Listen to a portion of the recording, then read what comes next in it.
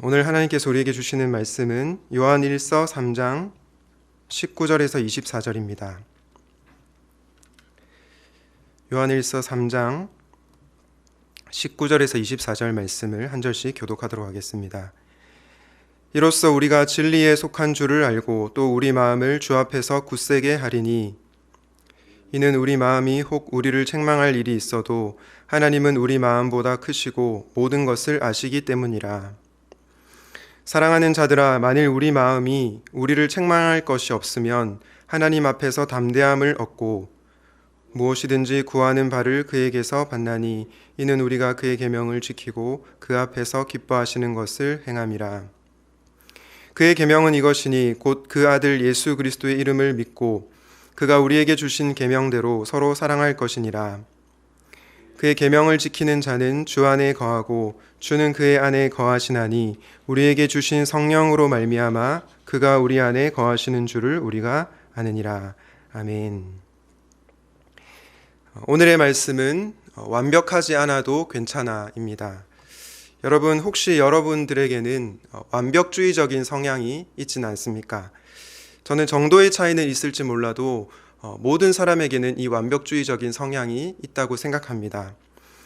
여러분은 이런 성향이 좋다고 생각하십니까? 아니면 좋지 않다고 생각하십니까? 저는 장단점이 있다고 생각합니다.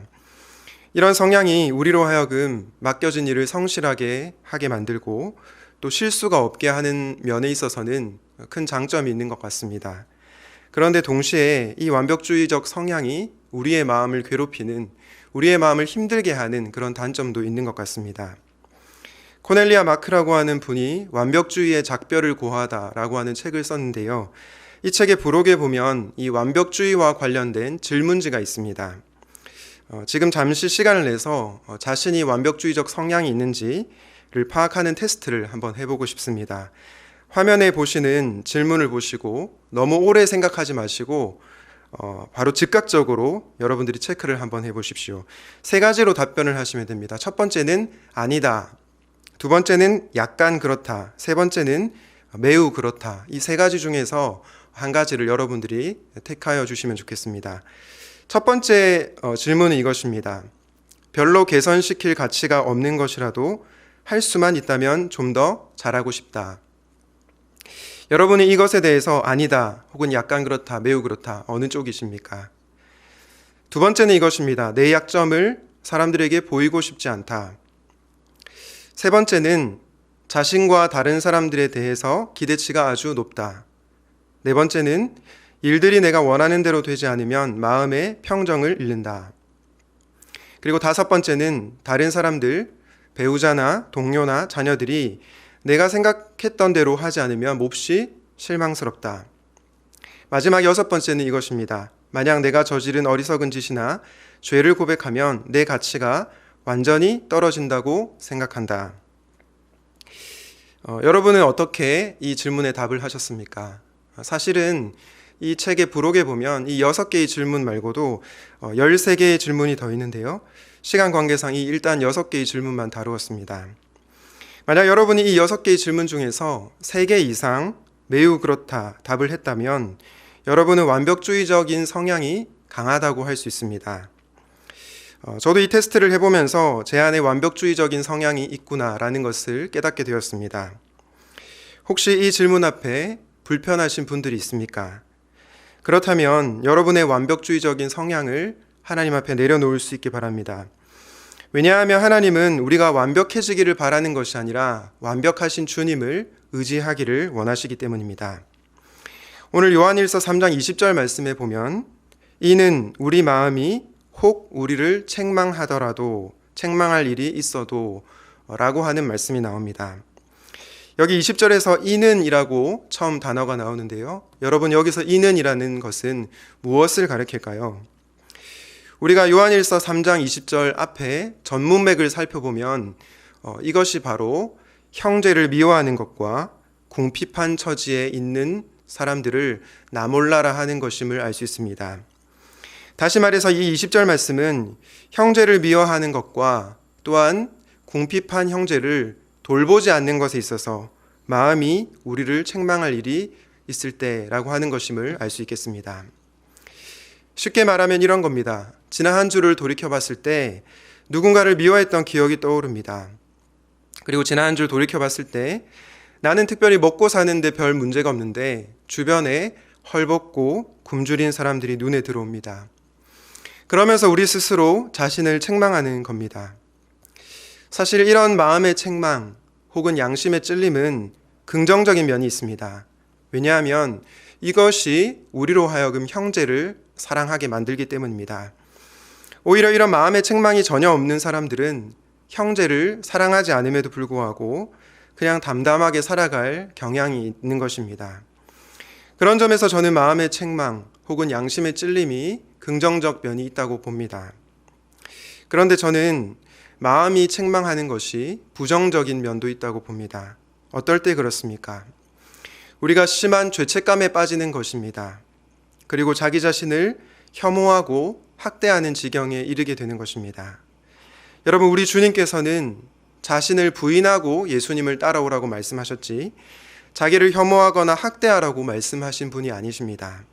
그럼에도 불구하고 많은 그리스도인들이 자기 자신을 혐오하거나 학대하는 경향이 있습니다. 특별히 완벽주의적인 성향을 가진 사람들일수록 그럴 가능성이 높습니다. 사랑하는 샘물 성도 여러분, 혹시 여러분에게도 그런 모습이 있지는 않습니까? 만약 그렇다면 오늘 사도 요한이 전하는 복음의 메시지에 귀를 기울여 보시기 바랍니다. 그리고 복음이 주는 자유와 기쁨을 여러분들이 꼭 누릴 수 있기 바랍니다. 오늘 설교 말씀을 통해서 제가 여러분들에게 드리고 싶은 질문은 이것입니다. 마음이 혹 우리를 책망할 때 우리가 기억해야 할 진리는 무엇입니까? 마음이 혹 우리를 책망할 때 우리가 기억해야 할 진리는 무엇입니까?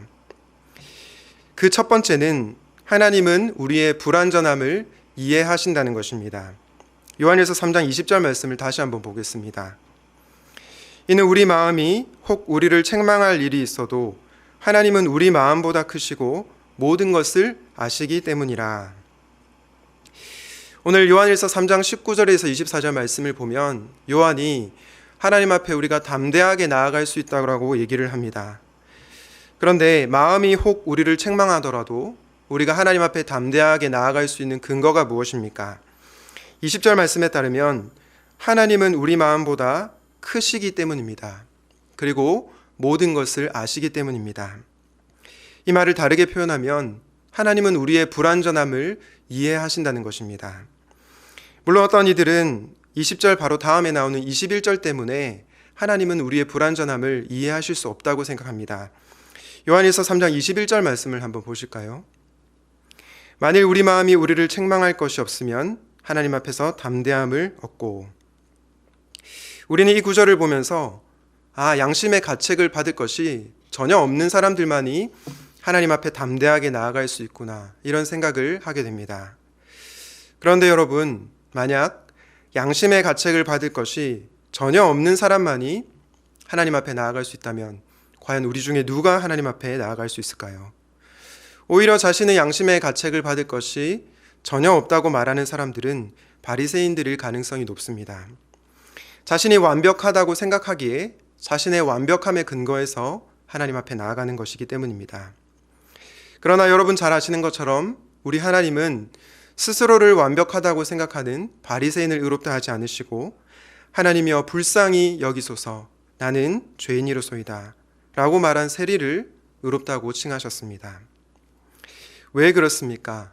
시편 18편 27절에 따르면 주께서는 공고한 백성을 구원하는 분이시기 때문입니다.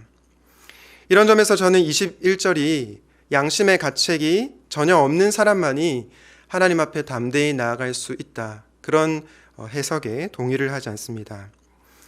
요한서신 주석을 쓴 데이비드 잭맨은 이렇게 얘기합니다. 여기서 요한이 말하고자 하는 뜻은 우리가 하나님의 진리와 사랑을 근거로 해서 양심의 가책을 받을 때, 심지어 하루에도 10번씩 가책을 느낄 때 모든 잘못에도 불구하고 주님이 우리를 받아주실 줄로 확신하며 따라서 그분께 기도로 나아갈 수 있음을 확신할 수 있다는 의미로 생각한다.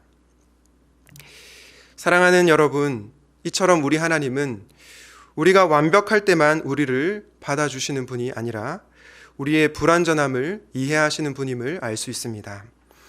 그리고 우리가 하나님 앞에 회개하고 나아갈 때 우리를 사랑으로 용납해 주시는 분임을 알 수 있습니다. 마음이 혹 여러분을 책망할 때 심한 죄책감으로 힘들어하는 분들이 계십니까?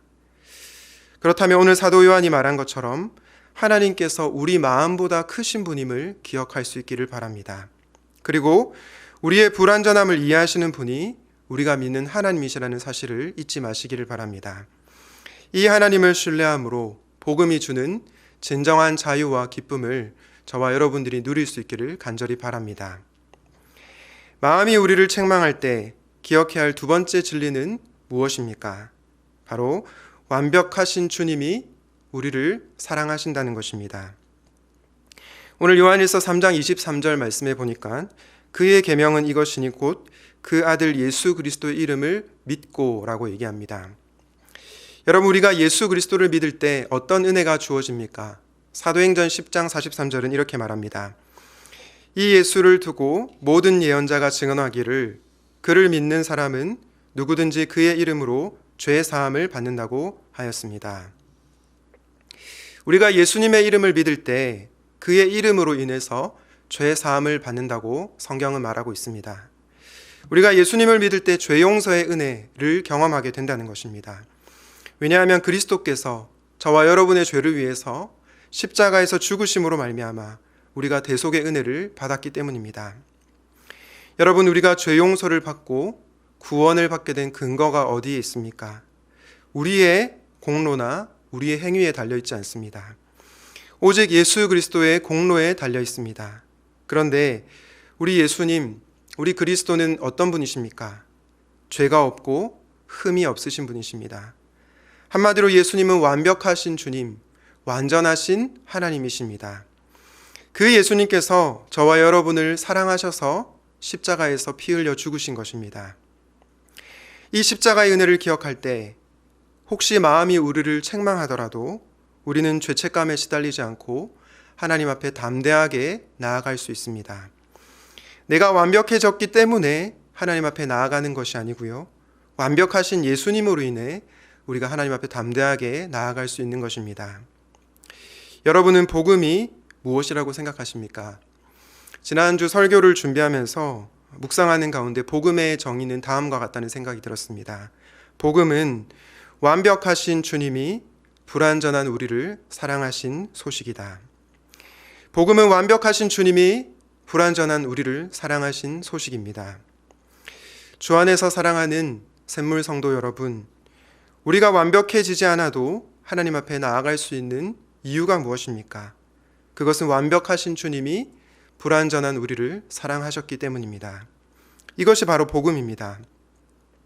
이것이 바로 우리를 위해 하나님께서 행한 소식인 것입니다. 그러므로 복음은 좋은 충고가 아니라 좋은 소식입니다. 이 좋은 소식인 복음을 받아들일 때 우리는 완벽하지 않아도 괜찮다는 것을 깨닫게 됩니다. 완전하지 않은 나를 사랑하신 완벽하신 주님의 사랑을 깨달을 때 우리에게 참된 기쁨과 평안이 찾아오는 것입니다. 여러분, 사실 이 세상은 복음의 소식보다는 그에 반하는 소식들이 가득한 것 같습니다. 어렸을 때부터 우리는 이런 교육을 받고 자랍니다. 심지어 주일학교에서 가르치는 내용도 그럴 때가 있습니다. 예를 들어서 어떤 것이 있습니까? 너 엄마 아빠 말 잘 안 들으면 혼날 거야. 네가 똑바로 해야지 하나님도 너한테 상 주시지. 네가 잘못하면 하나님께서 벌 주실 거야. 여러분, 이것은 예수 그리스도의 복음이 아니라 산타클로스의 복음입니다. 울면 안 돼, 울면 안 돼. 산타 할아버지는 우는 아이에게 선물을 안 주신대. 여러분, 하나님은 우는 아이에게 선물을 안 주시는 산타클로스와는 차원이 다른 분이십니다. 그분은 울고 있는 저와 여러분 가운데 오셔서 이렇게 말씀하시는 분이십니다. 아무개야, 네가 완벽하지 않아도 괜찮다. 완전한 나에게로 나아와라. 우리가 이 복음의 기쁜 소식을 실제적으로 경험할 때 우리는 세상이 줄 수 없는 참된 기쁨과 은혜를 경험하게 될 것입니다. 마음이 혹 여러분을 책망할 때 완벽하신 주님께서 완전하시지 않은 우리를 위해 십자가에서 죽으셨다는 이 소식을 믿을 수 있기 바랍니다. 그리고 예수 그리스도로 말미암아 하나님 앞에서 담대하게 확신을 가지고 살아갈 수 있기를 우리 주님의 이름으로 축원드립니다. 마음이 혹 우리를 책망할 때 마지막으로 기억해야 할 사실은 무엇입니까? 마지막은 예수님과의 관계가 우리를 온전케 한다는 것입니다. 앞서 우리가 완벽하지 않아도 된다는 말씀을 들었습니다. 그런데 우리가 오해하지 말아야 할 사실은 완벽하지 않아도 괜찮은 것과 온전함을 추구하지 않는 것은 다른 것이라는 겁니다. 예를 들어서 어떤 그리스도인들이 형제를 끊임없이 미워합니다. 그리고 가난하고 궁핍한 형제를 계속해서 나 몰라라 합니다. 여러분, 이런 사람이 과연 복음을 안다고 할 수 있을까요? 저는 그렇지 않다고 생각합니다. 사실 이런 사람에게는 성령님께서 주시는 마음의 책망, 양심의 찔림이 필요합니다. 하나님은 어떤 분이시냐면 우리가 예수 그리스도에게까지 자라가기를 원하시는 분이십니다. 문제는 무엇입니까? 우리의 힘과 노력으로 잘 변화되지 않는다는 것입니다. 아무리 형제를 미워하지 않으려고 애를 써도, 그리고 아무리 자기의 소유를 남을 위해서 사용하려고 해도 기본적으로 우리는 자기 중심적인 존재이기 때문에 그렇게 되기가 힘들다는 거죠. 그런 우리가 기억해야 할 진리가 무엇입니까? 바로 예수님과의 관계가 우리를 온전케 한다는 것입니다. 앞서 우리는 요한일서 3장 23절 말씀에서 하나님의 계명이 곧 그 아들 예수 그리스도 이름을 믿고라는 말씀을 보았습니다. 그런데 그 믿음 다음에 바로 나오는 내용이 그가 우리에게 주신 계명대로 서로 사랑할 것이니라, 이 말씀입니다. 여러분은 왜 믿음이 먼저 나오고 그 다음에 형제 사랑이 나온다고 생각하십니까? 우선은 이 믿음과 형제 사랑이 뗄래야 뗄 수 없는 그런 관계에 놓여 있음을 알 수 있습니다. 그런데 어떤 관련이 있을까요? 우리가 예수님께서 죄인인 우리를 사랑하셨다는 이 놀라운 복음의 진리를 믿을 때 그때서야 비로소 형제를 사랑할 수 있게 된다는 것입니다. 다르게 말해서 복음의 감격을 알 때 우리는 복음에 합당하게 살아갈 수 있다는 것입니다. 성경을 보면 항상 직설법 다음에 명령법이 나오는 것을 알 수 있습니다. 예를 들어서 그리스도께서 너를 위하여서 죽으셨으므로 너는 그리스도 안에서 새로운 피조물이다. 이것은 복음의 직설법입니다. 반면에 그러므로 주의 뜻을 따라 이렇게 행하라. 이것은 율법의 명령법입니다. 성경에 보면 항상 복음이 율법보다 먼저입니다. 직설법이 명령법보다 우선한다는 것입니다. 다르게 말해서 하나님께서 저와 여러분을 어떻게 사랑하셨는지를 깊이 있게 깨달을 때 우리는 그때서야 비로소 형제를 사랑하게 된다는 것입니다. 요한일서 4장 11절은 이것을 너무나도 명확하게 보여줍니다. 요한일서 4장 11절 말씀을 보겠습니다. 사랑하는 자들아, 하나님이 이같이 우리를 사랑하셨은즉 우리도 서로 사랑하는 것이 마땅하도다. 사도 요한이 우리가 서로 사랑하는 것이 마땅하도다라고 얘기합니다. 그런데 그 전에 뭐라고 얘기하고 있습니까? 하나님이 이같이 우리를 사랑하셨은즉. 하나님께서는 저와 여러분을 사랑하셔서 자기 아들을 내어주셨습니다. 그리고 예수 그리스도께서는 저와 여러분을 위해서 십자가에서 죽으셨습니다. 우리가 이 사랑을 알고 믿을 때 형제를 사랑하는 것이 마땅하다는 것입니다. 형제를 사랑할 수밖에 없다는 것입니다. 여러분들은 형제를 사랑하고 싶으십니까? 그렇다면 무엇보다 예수 그리스도의 십자가 사랑을 깊이 있게 깨닫게 해달라고 기도할 수 있기 바랍니다. 왜냐하면 그리스도의 사랑이 우리의 삶 가운데 충만하게 임할 때 그 사랑으로 말미암아 형제를 사랑할 수 있기 때문입니다. 복음은 우리로 하여금 나 자신을 위한 삶에서 다른 사람을 위한 삶으로 바꿀 능력이 있는 소식입니다. 복음서에 나오는 부자 청년과 삭개오가 있죠. 우리는 이것을 보면서 복음만이 사람을 변화시킨다는 것을 알 수 있습니다. 어려서부터 율법의 계명을 다 지켰다고 자신만만했던 부자 청년에게 예수님께서 말씀하십니다. 너의 소유를 팔아서 가난한 자들에게 다 나누어 주어라. 그러자 그 부자 청년 어떻게 반응합니까? 근심하며 돌아갑니다. 반면에 삭개오는 어떻습니까? 그는 동족의 돈을 빼앗아 살던 매국노였지만 예수님을 만나고 나서 그의 삶이 완전히 바뀝니다. 자신의 소유의 절반을 가난한 자들에게 주겠다고 하고 혹시 누군가의 것을 빼앗아 속여서 빼앗은 일이 있다면 4배나 갚겠다고 고백합니다. 부자 청년과 삭개오의 차이가 무엇입니까? 부자 청년은 완벽함을 추구했지만 그리스도를 인격적으로 만나지 못했습니다. 그러나 삭개오는 완전하지 않은 자였지만 예수 그리스도를 만나자 그의 삶이 바뀌게 된 것입니다. 저는 이것이 복음의 능력이라고 확신합니다. 성경은 우리로 하여금 완벽하지 않아도 괜찮아라고 얘기합니다. 그러나 동시에 우리에게 예수 그리스도 안에서 온전함을 추구하라고 말합니다. 두렵고 떨림으로 구원을 이루라고 얘기합니다.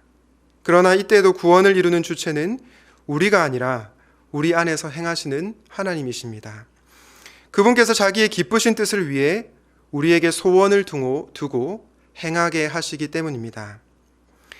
주 안에서 사랑하는 샘물 성도 여러분, 저는 여러분들이 완벽함을 추구하는 완벽주의자가 되는 것이 아니라 그리스도를 추구하는 온전한 자가 될 수 있기를 바랍니다. 우리의 노력으로는 변화될 수 없지만 우리가 그리스도 안에 있을 때 그리스도께서 주시는 그 사랑으로 우리의 삶에 점진적인 변화가 일어날 것입니다. 오늘은 완벽하지 않아도 괜찮아라는 제목으로 말씀을 전했습니다. 마음이 혹시 우리를 책망할 때 기억해야 할 진리는 무엇입니까?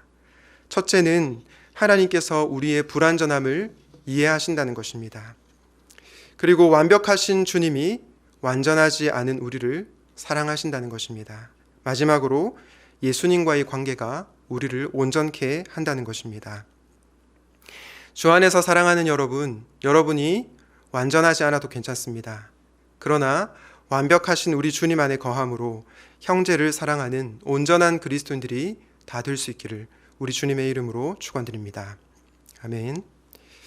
함께 말씀을 기억하면서 주 앞에 나와 찬양하도록 하겠습니다.